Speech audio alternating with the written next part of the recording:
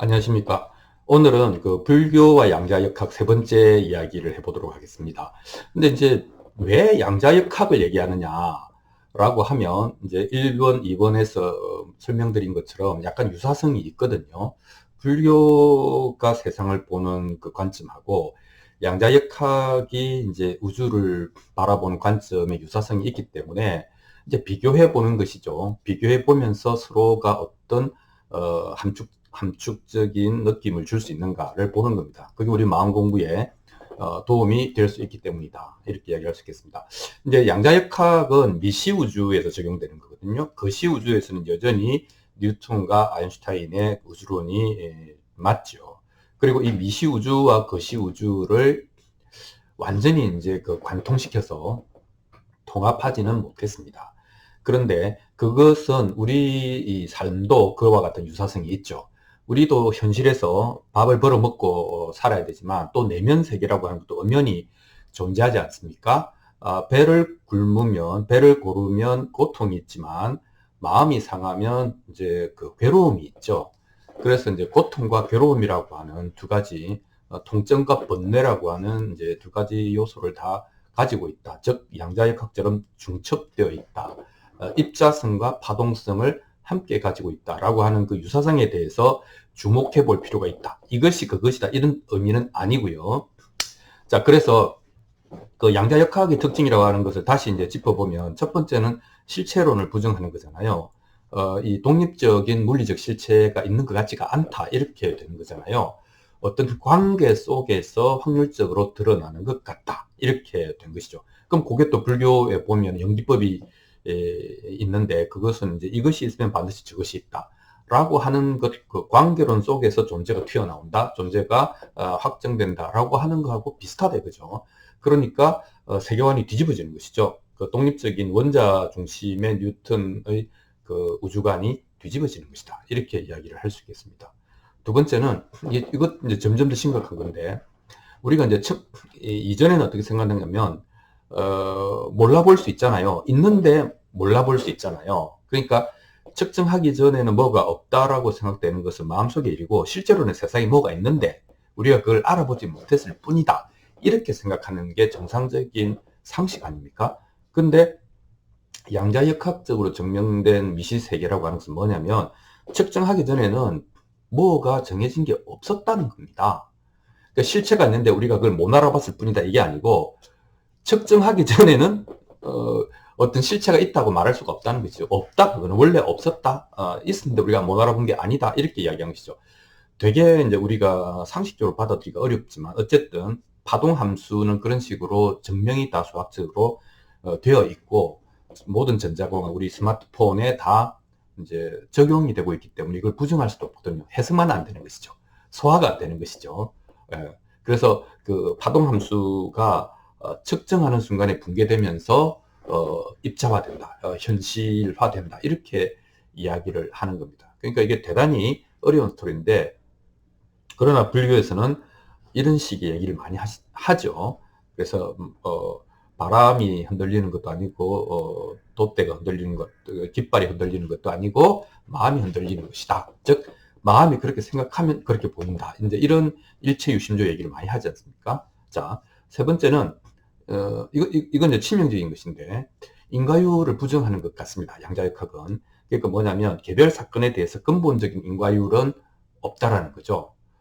그래서 그 확률적인 얘기는 해줄 수 있지만 반드시 이게 이렇다라고 말할 수는 없기 때문에 근본적인 인과율이 성립한다고 할 수 없다라고 하는 뉘앙스를 우리가 너무나 강하게 받게 되는 거죠. 그러니까 그러면 다 우연이야? 다 임의적인 거야? 이제 이렇게 되는 것이죠. 그래서 이 세 가지 실체론을 부정하고 그 다음에 존재론도 부정하고 인과율도 부정하고 이 세 가지를 완전히 이제 180도 뒤집는 것 같은 양자역학의 우주관은 뭐 이제 불교 특히 대승 불교의 일체유심조라고 하는 것과 또는 공사상과 매우 유사성이 있다 이런 얘기를 할 수가 있겠습니다. 근데 이제 문제는 이제 양자역학 이론은 과학 이론이잖아요. 그 과학 이론을 다루는 과학자들은 우주관에 대해서 말을 안 하거든요. 그건 자신의 일이 아니다 이렇게 보는 것이죠.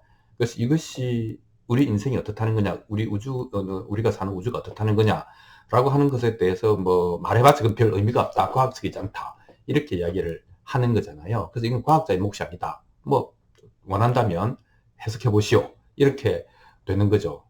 근데 이제 마음 공부하는 우리는 상당히 뭔가 유사성이 있는 이론 체계에 대해서 관심을 가지지 않을 수가 없는 것이죠. 그것의 키워드는 역시 일체 유심조라고 하는 이제 화엄 사상 혹은 유식학에서 말하는 얘기와 연결시켜 볼 수 있을 것 같습니다. 근데 일체 유심조라고 하는 것이 이제 결국 뭐겠습니까? 뭐 간단하게 이야기하면 내 눈앞에 펼쳐지는 세상은 사실은 있는 세상이 아니고 내가 만든 세상, 내가 인식한 세상이다, 이렇게 정리할 수 있지 않습니까? 그래서 이거를 대단히 이제 세속적으로는 뭐 우리 그냥 살아가면서 어려운 일을 겪는 사람에게는 다 마음먹기 나름이야, 긍정적인 면을 봐, 이렇게 얘기하기도 하고, 조금 더 이제 철학적으로 들어가면 우리 바깥의 세계는 없다라고 하는 거죠. 이 바깥의 세계가 존재한다는 것에 대해서 의문을 품고, 그럼 그걸 뭐가 있느냐? 오직 의식만이 있다, 식만이 있다, 이런 거잖아요. 인식만이 있다, 마음만이 있다, 그것만이 존재한다, 이렇게 이야기를 하는 것이죠. 그렇다면은 그러니까 우리 눈앞에 펼쳐지는 이런 모든 것은, 즉 나를 포함한 세상은 환상이다, 실제하는 것이 아니고 우리의 의식이 만들어낸 것이니까 환상과 같은 것이다, 이렇게 이야기를 하는 것이죠. 이걸 조금 이제 이건 소극적인 표현이고, 적극적인 표현은 뭐냐면 나를 포함해서 우주 전체가 마음이다, 뭐 이렇게 표현하기도 하죠. 이건 어느 쪽으로 표현하든지 간에 표현의 문제일 뿐이죠. 그래서 일체 유심조라면 마음먹기 나름이거나 뭐 내 관심 따라서 세상이 그렇게 보이는 것은 우리가 살면서 경험하기 때문에 뭐 그런 것 같기도 하지 않습니까? 그래서 이제 이 두 개를 우리는 한번 섞어보자. 그러면 우리 경험에서 우리가 경험한 데서 오는 최소한의 공감대가 있을 것이다, 이렇게 보는 거죠. 그러니까 이제 이 눈앞에 펼쳐지는 세상이 마음의 반영, 마음의 투사라고 하는 그 불교의 이야기 설명과 그다음에 양자역학적인 이제 그 설명이 유사하다는 거죠. 양자역학은 뭡니까? 있으니까 보이는 것이 아니고 측정, 즉 내가 보니까 비로소 그 순간부터 존재하는 것이다, 존재가 확정되는 것이다, 이렇게 이제 이야기를 하지 않습니까? 다만 이것은 아까도 얘기한 것처럼 아직까지는 뉴턴 물리학이 중력이 지배하는 것이 우주에서는 안 되고 양자 수준에서 그렇다라고 하는 걸로 되어 있지 않습니까? 근데 우리는 현실 세계와 마음의 세계를 동시에 살고 있기 때문에 적어도 우리의 마음의 세계에서는 이 양자역학적인 원칙이 통하는 것 같다, 이렇게 얘기를 할 수가 있겠습니다.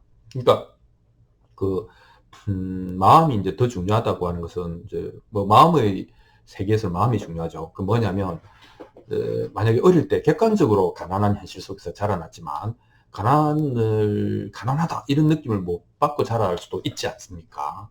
예, 그거는 이제 뭐 부모가 잘 대해줬다든지 이렇게 해서 자기는 결핍을 모르고 자랄 수도 있겠죠. 그 다음에 이제 그 다음에 이제 또 뭐가 있겠습니까? 아주 두메산골에 살아가지고 전쟁이 났는데 그 전쟁들을 아예 정보를 못 받아서 몰랐어. 그러면 또 실제로 세상에 무슨 일이 일어났던 내 마음의 세계는 그런 일이 없지 않습니까? 그러니까 막 있는 것을 우리가 보는 것이 아니라 우리 보기 때문에 그것이 마음에 들어와서 작용을 일으킨다 라고 하는 부분이 어느 정도는 뭐 그럴 수도 있다. 마음의 세계에서는 그럴 수도 있다. 또 조금 더 나가서 마음의 세계에서는 그것이 주가 된다. 그런 식으로 마음은 펼쳐진다, 이렇게 얘기할 수도 있겠습니다. 그래서 이제 미시우주인 양자 세계나 또 마음의 세계에서는 측정에 의해서 세상이 드러난다, 이렇게 이야기를 할 수 있겠죠. 이 측정이라고 하는 것은 내가 보는 것이죠. 그러니까 내가 이 우주를 어떻게 보면 만들었다, 내가 이 우주의 창조자다, 이렇게 되는 말을 할 수가 있겠죠. 그럼 이게 뭡니까? 일체 유심조, 이렇게 되는 거죠. 그러니까 이제 우리는 이제 그걸 현실에서 어떻게 알 수 있는가 하면 우리가 이제 관심이 있어야 인식되지 않습니까? 관심이 없는 거는 그냥 무심코 넘기지 않습니까? 그 엄마가 아주 아이들이 많이 모여서 시끄럽게 떠들고 있어도 자기 아이 울음소리를 바로 알아들을 수 있는 것은 관심이 매우 강력하기 때문에 그렇다는 것이죠. 그게 객관적인 건 아니란 말이죠. 내가 알아낼 수 있다는 거죠. 자, 두 번째는 만약에 안중이 없으면 내가 거기에 중요성을 부여하거나 그런 것을 하지 않아서 내 관심이 없다, 안중이 없다 그러면 인식도 안 되는 것이죠. 이건 이제 유명한 검은 고릴라 실험이라고 심리학에서도 많이 나오는 것이죠. 다른 것에 집중하고 있으면 실제로 그것이 보이지 않는다는 것이죠.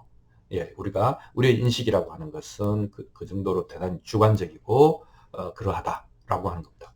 그 다음에 이제 지금 우크라이나 전쟁이 한참 일어나고, 우크라이나 전쟁 아니더라도 세계 곳곳에서 분쟁과 기아와 비참한 일이 일어나고 있지만 우리는 내 일이 아니기 때문에 내가 큰 관심을 안 가지지 않습니까? 나는 오늘의 일상을 편안하게 즐겁게 지내는 거죠. 그건 뭐겠습니까? 나한테는 그게 없는 거죠. 이때 나한테라고 하는 것은 내 마음속에는 그게 없다, 이렇게 말을 할 수도 있겠습니다. 하지만 그것이 이제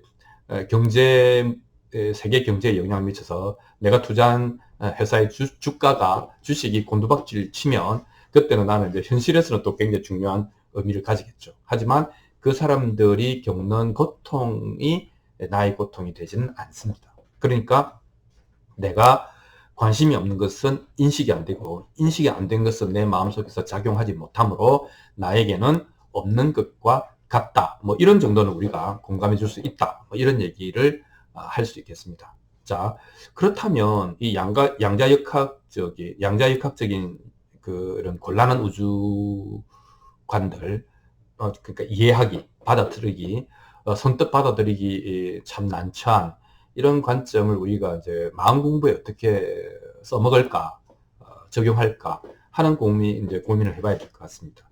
그런데 이제 능음경에 보면 생은 식으로부터 생겨나나 멸은 색으로부터 제거된다라고 하는 말이 있거든요.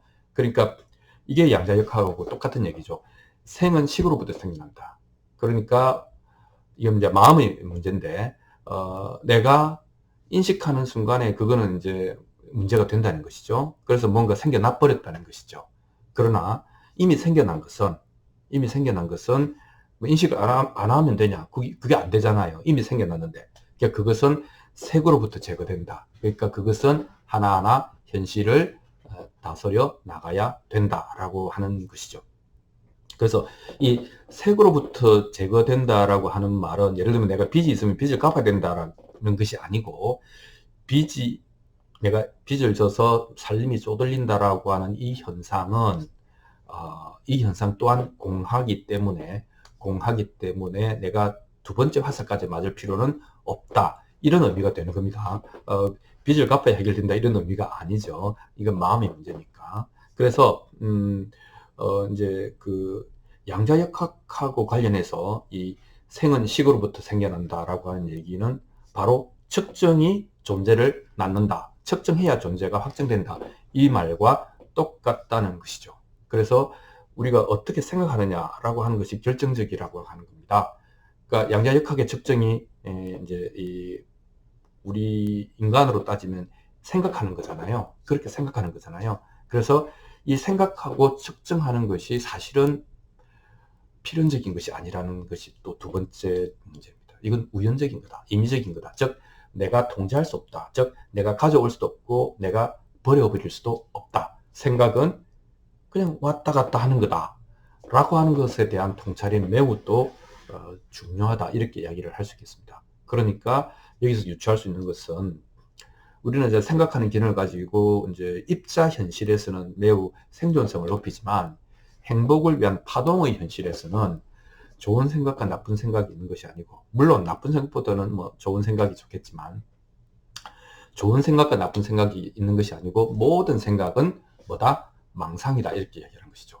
모든 생각은 우연적이고 임의적으로 현실을 창출해내기 때문에 그것은 없는 것보다 못하다, 아무 생각이, 아무 측정이 없는 것보다 못하다. 이렇게 이야기를 할 수 있는 것이죠. 그래서 그 망상이 사라져야, 즉, 그 임의적으로 왔다 갔다 하는 생각에 우리가 끌려가지 않으면 그게 이제 해탈의 가능성이 있는 것이다. 이렇게 이야기를 할 수가 있는 거죠.